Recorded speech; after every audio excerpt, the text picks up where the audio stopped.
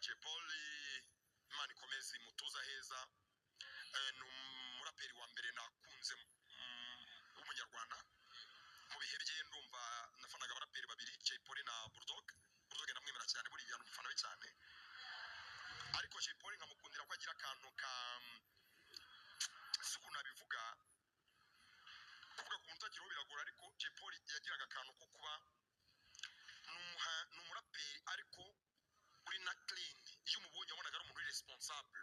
wabonaga agaragara neza mu myambarire mu kubana n'abantu banini wabonaga ibintu bye nyine biri kuri level yo hejuru birenze bagenzi be iyo urebye bafaye abantu ukuntu babaga bameze icyo gihe cyabo bakapiro P the great wabonaga nyine n'abantu nyine bari basanzwe cyane ariko Jay Polly wabonaga nyine wabonaga barusha ubwenge cyane ukabona barusha kuba umuntu w'umugabo na Bulldog meme wabonaga nawe yari hasi ya Jay Polly mu byo kuba umuntu w'umugabo so sinze niba uko tuzaye hari naga connection kama originality kuko dukura batubwiraga ko Jay Polly ari umuntu ufite imizi roots yari ya mu Kinigi numva ari na mukuru we twe tuziranye rwose wabaga hariya naba Maurice umuyobozi wa radio hano nawe yabaye mu Kinigi yarahakoreye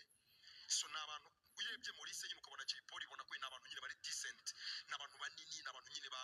bazi their worth bazi nyine ko abantu nyine bari baba giants so Jay Polly nyine he was a superstar n'uyu munsi mu bahanzi uziko njya mbona Davido mbabona afollowinga Jay Polly kuri Instagram n'uyu munsi atakiriho arubizi hari undi muhanzi wo mu Rwanda Davido ashobora kuba followinga that's the class levels Jay Polly nyine yari out of this world mu bintu byo kumenya hip hop yari mbaga hip hop ifite injyana nyine iryoshye ifite yari nk'amazi ameneka muri rikore wajyanaga nayo